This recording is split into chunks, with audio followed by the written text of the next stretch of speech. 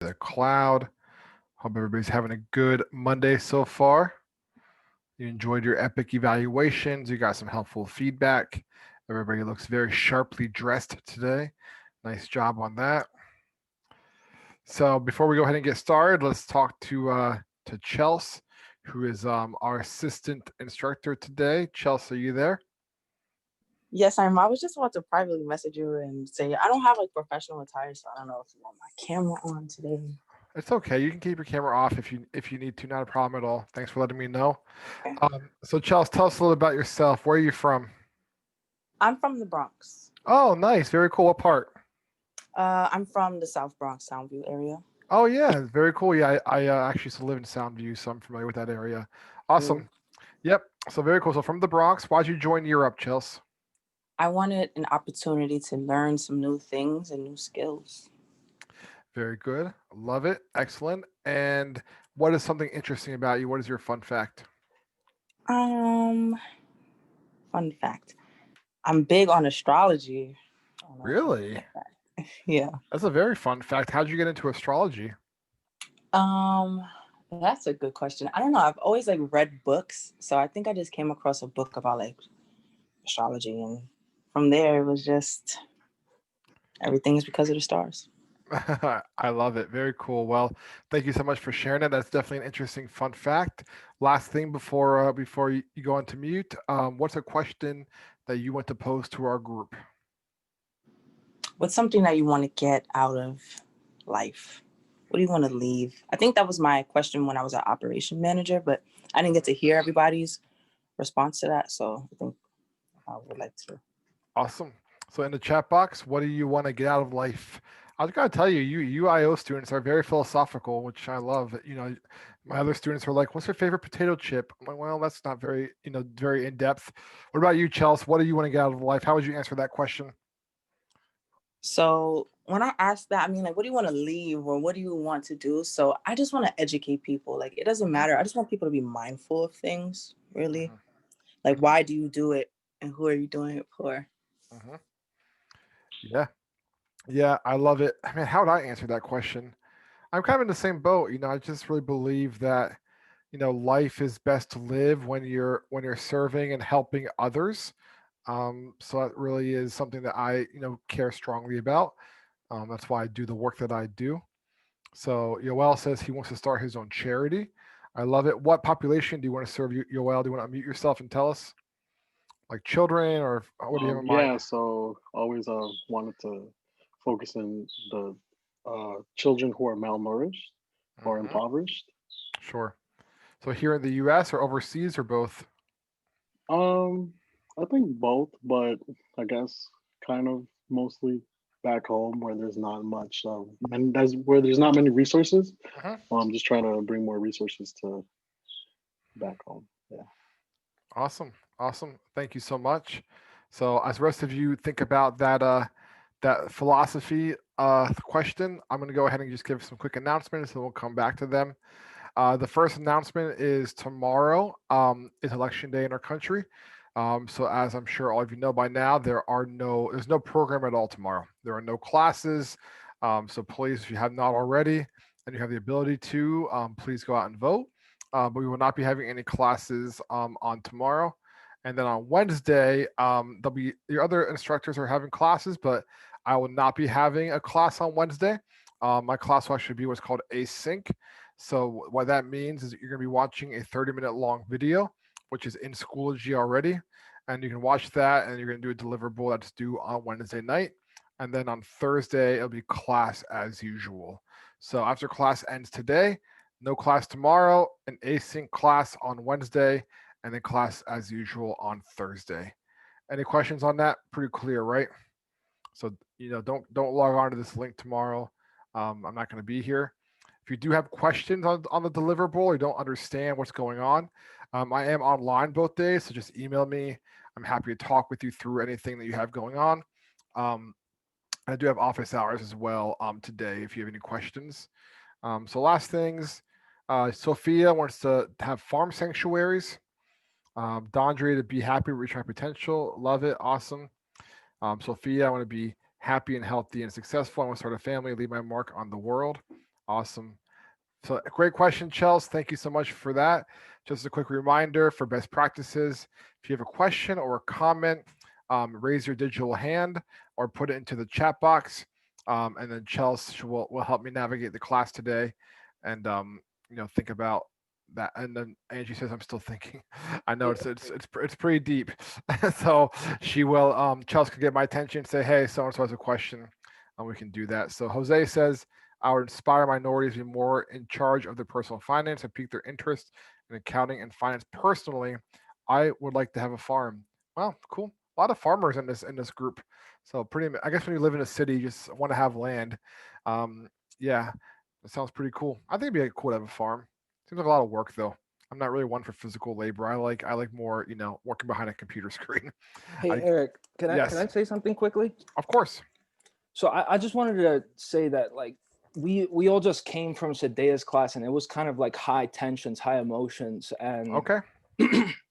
and I think that like we all appreciate you because you let our voices be heard a lot and you'll say things off the chat. And I also think it speaks volumes that you and Vanessa are willing to record the sessions Mhm. because it keeps you guys more sharp, and it keeps you guys accountable for what you guys do. So I think we really appreciate you, Eric. And also if you could give a note to faculty that we should all every class should be recorded Mhm. from now on, because it really does bring something to the table when you record the class, and it makes things more mature, it makes things more work orientated, and we appreciate you, man. Thank you, Alex. I appreciate that. One of the things that I say is that you, as the students in this program, you are my true north. Like I'm here for you. Like I'm here to help serve you, get you ready for your careers, to get you in that position. And I'm sorry to hear that tensions were high in your previous class. That's not a very fun environment to be in, and not a good environment to be in. And we can tell you actually care. LOL. Well, thanks, Chelsea. I do. I care about all of you guys. One of the people in the previous class said, Eric, you're like my cool older brother, which I guess I'll take that as a compliment. So appreciate that, Alex. Thank you for raising that. Do you guys want to talk about what happened in the last class, or rather just move on and forget about it? We kind of had some time to talk in breakout groups. At least that's what my breakout group was doing after that. Okay. But yeah. All right. Well, hey, listen, you know what? Thank you so much for your comments. Let's just do this. We're living in really challenging times. We have an election tomorrow. The country is in a tough spot. People's emotions are very high, and I'm a big fan of giving grace. If you don't know what that term means, grace means you're getting something you don't deserve. So as we try to give people grace in our lives, I want to be a person who receives grace from others. So with that being said, we'll just go ahead and jump into the lecture. If you want to talk to me privately offline about what happened, I'm happy to be a listening ear, but I guess there's no reason to reopen a can of worms. So thanks for your comment. Let's go ahead and jump into today's lecture, shall we? All right, gotta shake it out. I just got done eating my lunch. I would say what I ate for lunch, but I don't want Sophia to tell me that was bad for me. So let's go ahead and get started. I'm totally kidding, Sophia. I posted on my Facebook this morning. I said, this is a very high stress week for a lot of people. Tell me something like positive going on in your life. And one of the things that I put that's positive in my life, one of my goals for this past few months has been eat more vegetables. And every single day for the past 2 months, I started September 1, I've eaten one salad a day. So I'm very proud of myself for that because, I used to not do that. I used to not eat salads very often. So a salad a day for the last 2 months. So I still haven't lost any weight. I'm waiting for that part to happen. But maybe I should, eat salads more often. But anyways, let's talk about last week's primary learning objectives. So in the chat box, can you remind me, what did we talk about last week? What was something you remember from our conversations, whether it was a lecture, whether it was something you saw on a video, a discussion board, deliverable? What was one thing that we discussed last week? It's good to remind ourselves about this as we build out this course. So in the chat box, what was one topic or theme we talked about? Yeah, Sophia, excellent. Agile and Waterfall project styles. Sophia, do you mind unmuting yourself and sharing the differences between those two? Based on what I remember, is Agile is more like you might do things as you go. It's not as planned out, and yeah, there's not really a set plan. And then Waterfall is like pretty much set in stone. You kind of know what to expect going in. And yeah, both are good for different projects, different occasions. So Yep, exactly. Thank you so much, Sophia. I think Chelsea was saying the same thing, the two types of project management styles. Waterfall is basically saying, hey, we're building a bridge. We're going to have everything planned before the bridge is done, before we even break ground. A to Z, it's already laid out. Agile is like, hey, we're building an app. Hey, we're building a website, and we're going to kind of go, we're going to kind of keep planning as we go. You can't really do that with physical projects. You do that more with knowledge work. So doing things that require your mind as opposed to physical materials. Yoel, you said objectives to complete goals. Do you recall what exactly objectives are? If I'm not mistaken, they're like small goals Mm-hmm. that you complete to finally reach a larger goal.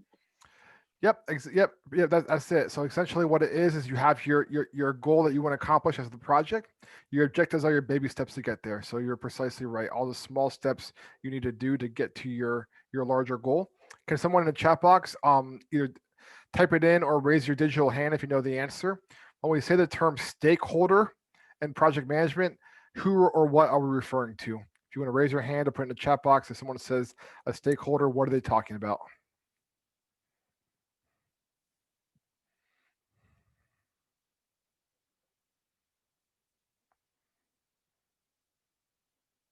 Yes, Alex.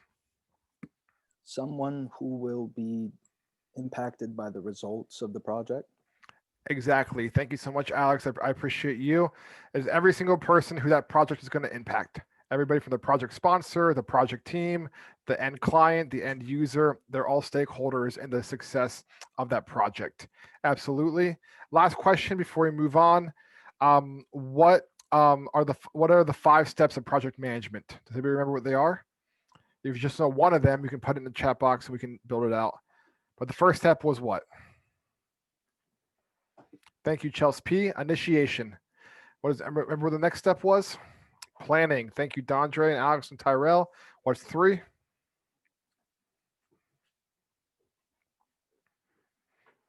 Execution. Absolutely, getting it done. And then what's going on, simultaneously with execute? Monitoring. Absolutely.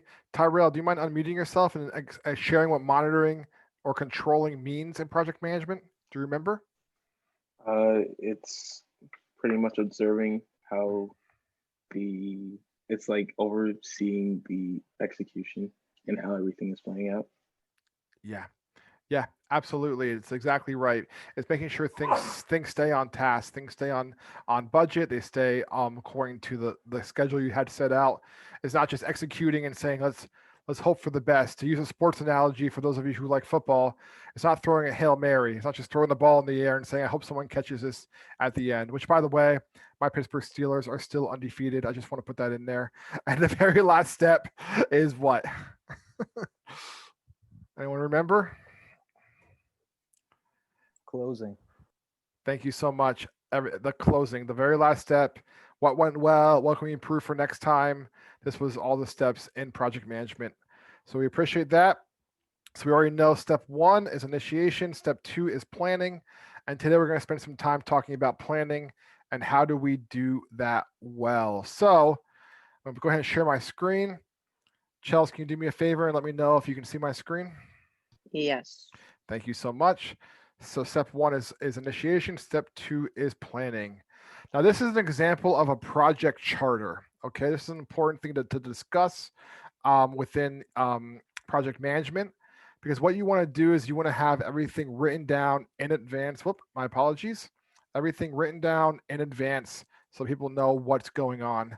So do me a favor, if you don't mind, can you raise your digital hand and tell me something about this project charter that you found interesting or you found helpful or you're glad that it's on there. I see Dondre's hand. Yep. I feel like the most important thing is the available resources. Knowing like your budget, knowing what you're going to do is very important for the project. Yeah, absolutely. Because how can you execute on a project if you don't know how much money you have to spend? Absolutely. What else on this 1-page document is important? For science? Obviously, the potential risks are actually something you want to take into account when executing your project.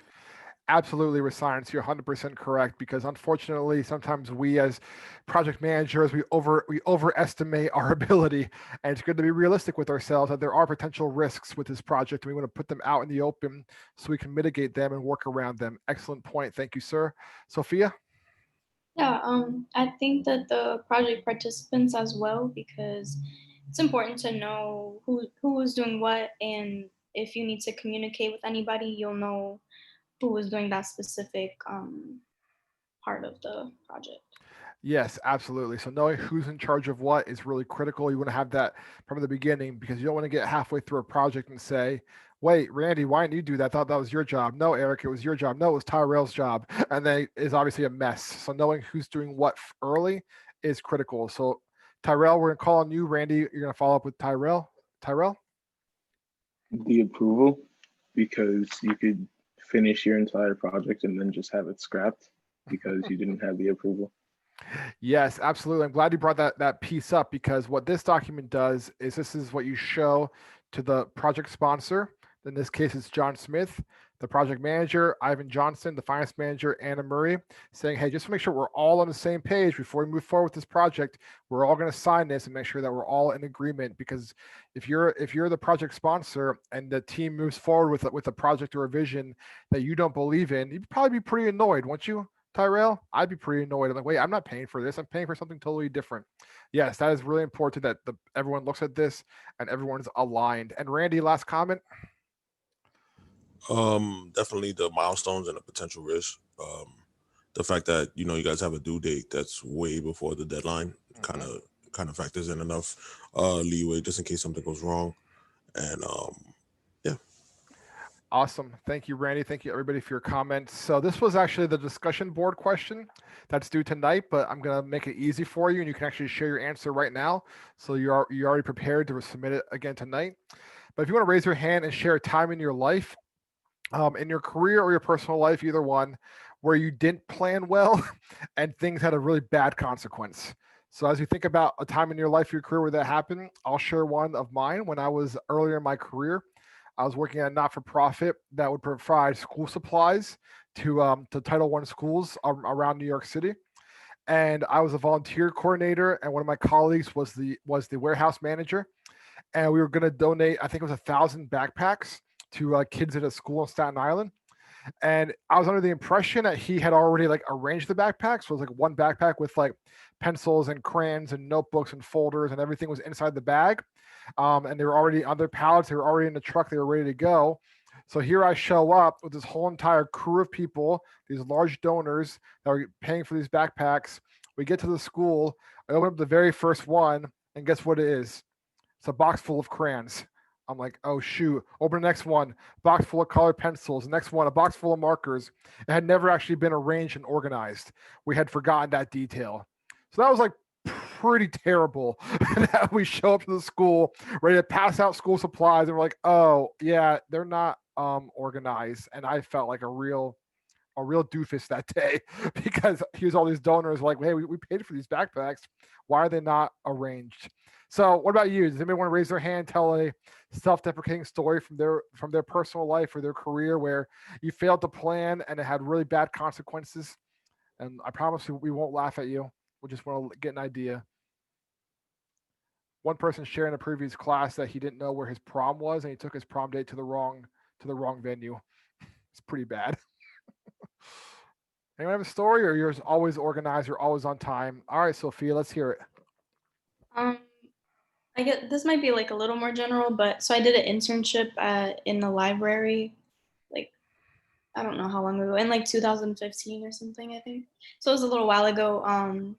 And I decided to volunteer after it was done, to just stay and keep helping. And then so this one day I volunteered to come in and work. Okay. Forgetting that I also had agreed to go to a school event, a football game or something with my friends. And I thought that because it was just volunteering and I'm not getting paid, I didn't take it as seriously. So I decided to go to the football game or whatever it was instead. Right. And as a result of that, the woman didn't want to work with me anymore because professional. you know, I told her very last minute, and I kind of took advantage of the volunteer aspect of it. So I didn't take it as seriously.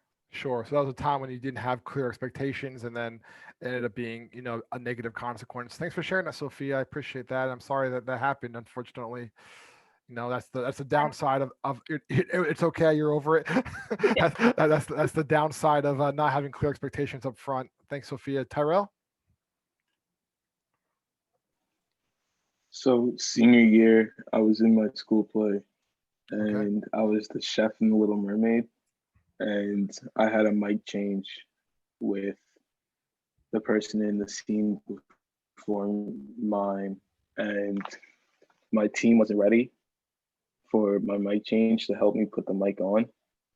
So I went out, and my costume pants were halfway around my legs. So Whoops. basically they were off, but my shorts were showing to everyone.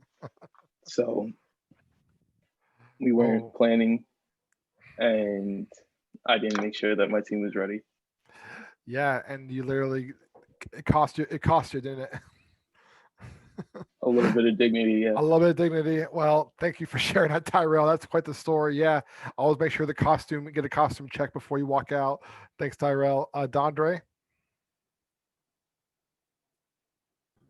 So my experience it wasn't so embarrassing, but I had my first internship at school food, so I was working in school cafeterias, Okay. and so I was a CTE student, so I was supposed to be in the kitchen. So my onboarding process was a little different. They were teaching us about like how to cook and everything, like how we should do it specifically for the cafeteria. So when I got to the actual location, I put on my hairnet, I had my apron on, I had my chef's coat on, I sharpened my knife, I was ready to go. Mhm. And then they tell me like, no, take everything off, like you're gonna be wiping tables. And I was like, okay. Oh wow! So you had one expectation walking in, and then ended up Yep. not being that. Yeah, for sure. Yeah, thanks for sharing, Dondre. That happens. Renish. Um, this was when I started doing like e-commerce a little bit, Hmm. and this was like drop shipping. I don't know if anyone heard about drop shipping, but this is when it started coming out popular. And then there's a tool that you can use to import products into your store, and when you import the products, you can go back and double check them before you actually like press publish. And I just didn't do that, and and the store is connected to the manufacturers, and the manufacturers like informations are pulled up, like how many products this manufacturer have. So this product actually has 0 products like in stock, Hmm. but I put it up on my website, and then it's like when you get an order, the order will still go through, but Right. there's no stock for it. So it's like the customer's buying nothing. And then you just got to go back and like email the customer like, oh, so you just got to like make sure everything's like 100% Yeah. before Oh going. man, that's so stressful. So they ordered something that didn't exist. Yeah, I mean, it existed, but it wasn't there. yeah. Wow. So you might be wondering, like, why are we asking about, you know, all these stories? And the reason that we're making a big deal about it is because planning is so critical. Okay, and project management, like a lot of times I think projects fail because, you know, people don't plan as well as they should. They don't have a document like this one where everything, like the objectives and the participants and the budget and the goals, the risk, everything is written out. And it's so important when you're, whether you're leading a project or whether you're on a team of a project, to making sure that the expectations are clear. Because if not, you have things like what we just heard about today. You have things where somebody orders a product that doesn't exist. You walk out onto the stage and everyone sees your shorts. You know, you go to the school to drop off the supplies and they're not organized. So making sure that you have a clear cut, this is why we're doing what we're doing, is so critical. So this is what's called a project charter. So the next thing you're going to do after that, that's just like a 1-page, very general, not super detailed, but the next thing is much more detailed. It's called a project scope document. It's also referred to as a statement of work. You might hear people refer to it as an SOW. All of these terms are kind of used interchangeably, but this is much more detailed than the project charter. This is exactly what's included in this. Someone just got kicked out. Let them back in. Anybody know what those last 2 words mean? Scope creep. You can raise your hand if you can share with the group what scope creep means. I'm going to lower Renish's and Dondre's hand. Anybody learn about that in their readings or their study of project management so far?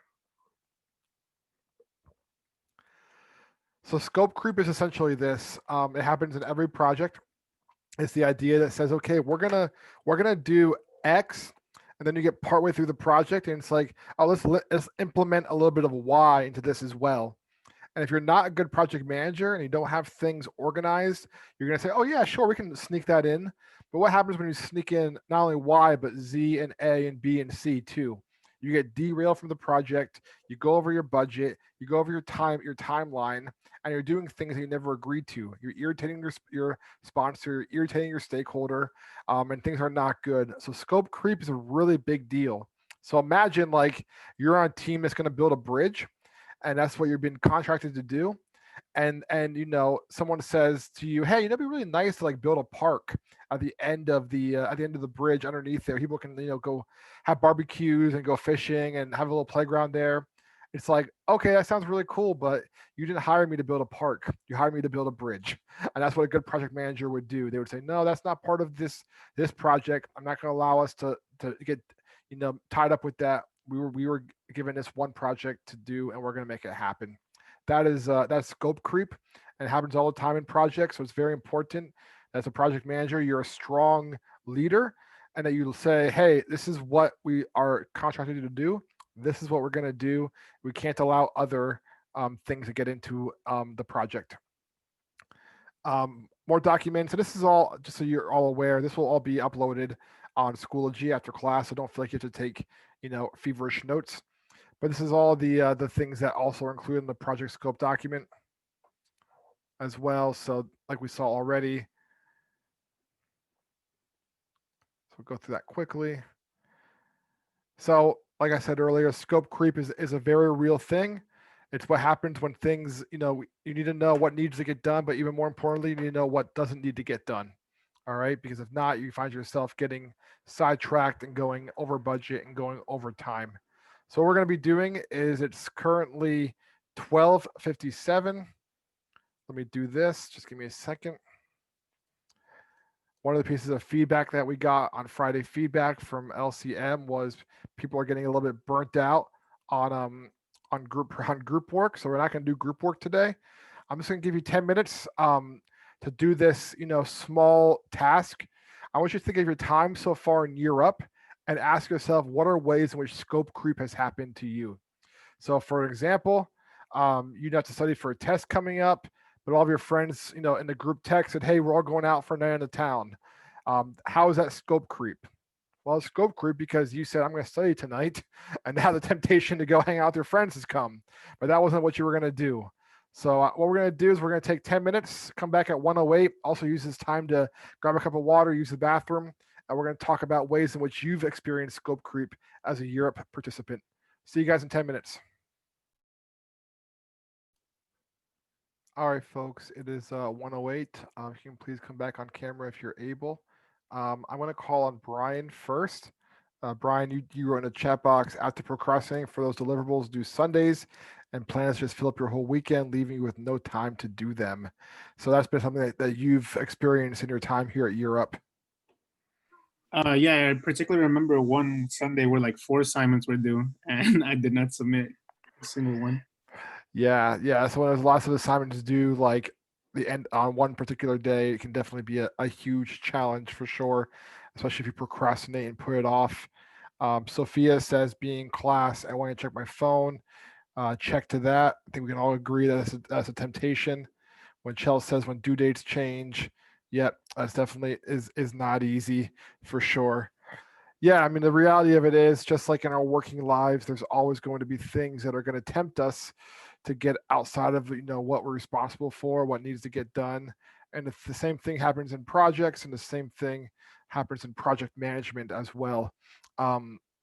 We need to make sure that we stay within the realm of what needs to get done, what needs to get accomplished. So great. Class start because I chose to celebrate Halloween. Yeah, for sure. That's actually a really good point, Angie. Holidays come up, birthday parties come up, family gatherings come up, and sometimes those things are important. They are important, absolutely, but they can also get in the way of us delivering our goals. So very last. Oh, there we go. Every once in a while to finish. I think that'd be a good time to one time. Yeah, Rescience, that's a good point. I actually always just turn my camera off during dance parties because I mean, if people saw me dance, they would be really scared, and so I just don't even put anybody through that torture. So, yeah, good point. And absent group members for sure. Yeah, absolutely. So these are all things that you can see bombard us on a regular basis, whether it's looking at our phones, whether it's due dates changing, whether it's parts of the program that you're not crazy about. They can all come in. They can all impact us. I have two last slides I want to show you, and then we're going to do one more activity at large, and then we'll keep moving forward. So let me go ahead and pull it up. Oh, I don't know what my Zoom's doing. Chelsea, can you see my screen? Yes. Thank you, Chelsea. The last thing that you do is you finally got the project charter. You finally have the statement of work. Everything's planned and organized. What you do in project management is you don't just say as a project manager, okay, everything's done. Here's an email. Have a nice day, and let's go attack this project. You instead have what's called a kickoff meeting, and what that is really threefold. The first thing it is getting everybody into the room together. Project sponsor, project manager, project team, everybody that's going to be impacted by this. They have a short meeting, 30 to 60 minutes max. And it's an opportunity for the team to be energized and excited about the project. It's an opportunity to establish those norms. And it's this opportunity to also confirm team leaders. So I have lots of reasons why kickoff meetings are more important or better than emails.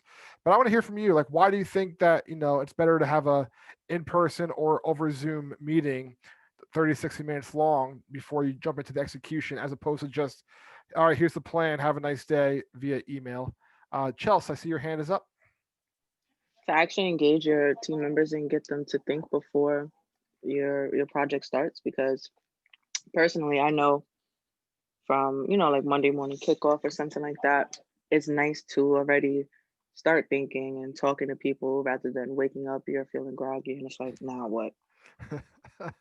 Absolutely, Chelsea. I mean, if Monday morning kickoff got turned to an email, the facts are most of us probably wouldn't even read it. And if we did read it, we'd probably just skim it in a minute and be like, okay, that's great. What do I have to get done next? So yeah, absolutely, Chelsea. Great point. Sophia? Yeah, I just wanted to add, like, whenever you have something like via email or like text or written, you kind of run the risk of like things being lost in translation, not having clear information or directions. So it's always better to have some kind of like verbal or like face to face or like whatever Yeah. communication. Yeah, Sophia, you're 100% correct. As somebody who studied communication at a pretty high level, 80% of our communication is nonverbal. So it's eye contact, it's body expressions, it's facial expressions, it's tone, it's all these things that get lost in an email. So I heard it said one time, there's a very, very simple four-word question that can come across one of two ways. What do you think? Right? So I could say, what do you think? I'm going to say, what do you think? Exact same question, just two different ways. So that's why having everybody in the room together is so critical. Excellent point, Sophia. Thank you. Randy?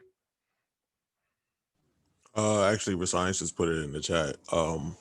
That new ideas can definitely get across to other people more quickly and clearer, and questions can be answered, faster, and everyone's on the same page. Just in case they have the same question, it's not asked multiple times over, emails or text, different channels.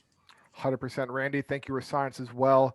Yeah, this is an opportunity to ask questions, an opportunity to get clarity. I mean, what if somebody looks at the email and says, "Oh, this is wrong," and then it turns into a 40 email chain going into your inbox over the course of 10 minutes? That's pretty frustrating as a project manager, isn't it? It's better just to all be in the room, all have a conversation, get on the same page, and then execute. Chelsea, do you have another comment? Is that your hand up from earlier? I had put in the chat, it's as personal as we're going to get in these virtual times too. So instead of just like an assignment thrown at you, actually speaking with people, it's better. I'm so happy that you said that because that's another big part of these kickoff meetings. You're building rapport, right? You're building rapport. Imagine if you're the project sponsor and you see that this, person on the team is named Eric Hoke, and you're like, well, I don't know who Eric Hoke is. I don't know what he. what he's about, what are his background, how does he work? Like, I have no idea. Like, that's not going to give me a whole lot of confidence, or you a whole lot of confidence as a project sponsor, when there's a list of these random names that you're like, I don't know who these people are, or how they work. So being in the room, building rapport, setting expectations, it's really important. So I love this picture of the rocket ship taking off. I'm a big fan of Elon Musk and of Tesla, and they just sent off their first manned rocket back, I think, in July. And imagine like how tacky it would be if Elon Musk was like, okay, the rocket's ready to go into orbit. Here, I'll demonstrate it. Like, it looks at it, says, oh, the rocket's ready. Yes, approved. Go send it into space. And then went back to his computer and started doing something different. That'd be pretty tacky, wouldn't it? Like, here's a person who spent months, if not years, preparing for this moment, for this spaceship to go into orbit, and just said, "Oh yeah, there's an email. Okay, cool. Let me go focus on my one of my 5 other projects that I'm working on right now." But no, he was there with the astronauts, with the people on looking, because it's an important day to be there when their project takes off, just like that rocket ship going into space. If you know anything about what they did, that the liftoff is not the mission. The mission was to go to the International Space Station. Just like project management, the kickoff meeting is not the project, but it's that moment where you want to build that momentum, just like that rocket ship going into space, and everybody being excited about the project. Yeah, Rinish. This meeting can also limit the possibilities of any scope creeps as well too. I mean, if anybody has any idea, like, it just limits the possibility of that as well. Yeah, absolutely. I mean, the thing that, like, I don't want to sound like a broken record, but the planning phase, I mean, is so important in project management. Everybody knows what's happening. They know the timelines. They know who's doing what. Everyone's on the same page, because if not, it's like everybody going into a paddle boat and all paddling their own direction and not getting anywhere. So yeah, really good point. Scope creep can be eliminated by this meeting. So it's the most important 30 to 60 minutes that you're going to spend in this process. Randy, do you have your hand up from earlier? Do you have another question or comment, sir? Oh no, that was from earlier. Okay, great.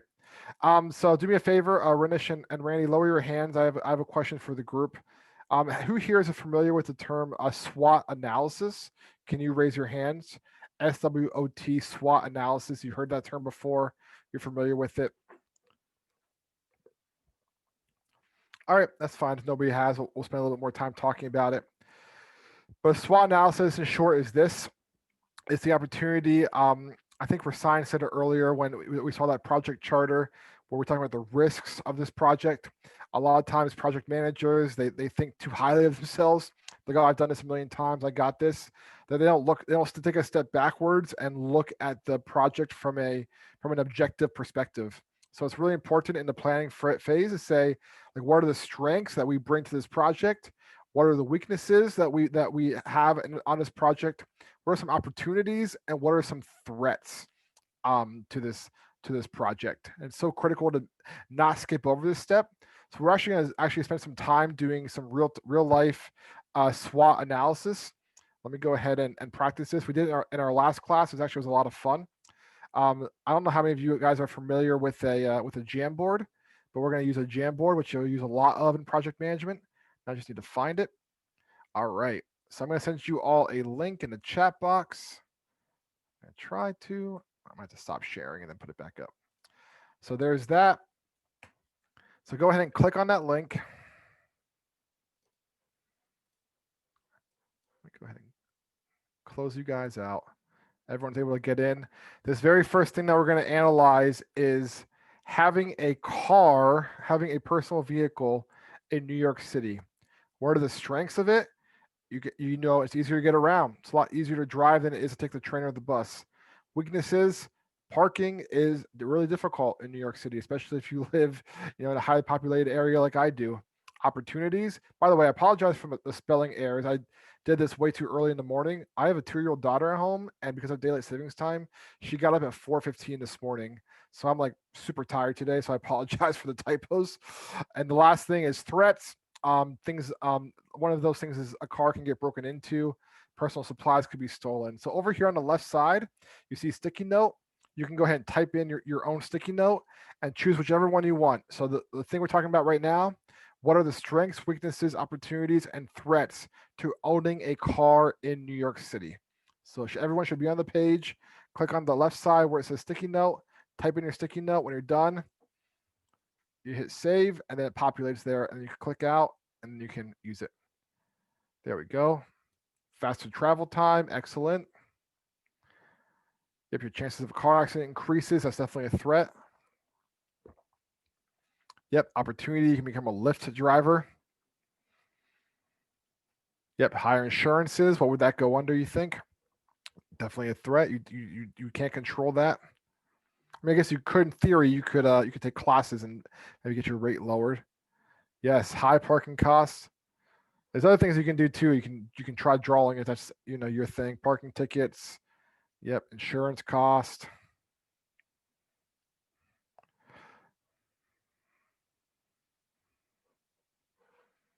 Yep, all very good. I'll just move this quick. Whoops.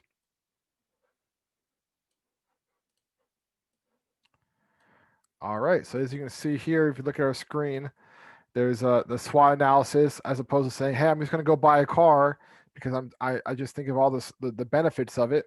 Faster travel time, easier to get around. But if you step backwards and you think, actually, there's a lot of challenges as well to owning a car. So thank you, everybody who contributed. Also, is everybody able to get in? Sometimes like the Jamboards can be a little bit tricky. If you're struggling, let me know. I can send you the link again. All right. All right, cool. I had to download the app. Oh, yeah, apologize for that too. All right, let's do another one. Your success in the Year Up program. What are your strengths? What are your weaknesses? What are your opportunities? What are your threats?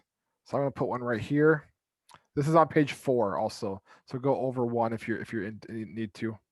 So what is an opportunity? Networking.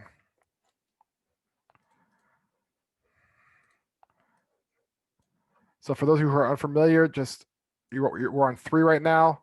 Top of the screen, go over to 4. Yeah, unexpected family emergency that could totally be a threat to your success in Europe. What was the topic again? Your success in the Europe program. So your personal success in the Europe program. How would that have a weakness or a threat? Yeah, a weakness could be like, what's one of your weaknesses? Maybe one person put in the previous class, my weakness is video games. I'll spend too much time playing video games and not be successful. A threat could be a family emergency. The economy collapses.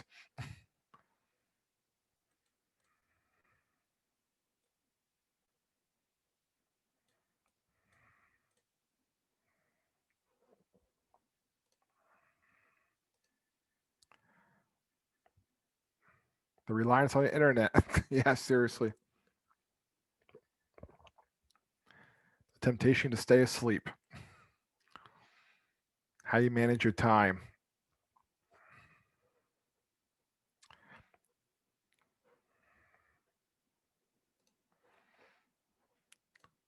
I'll put a threat. The economy.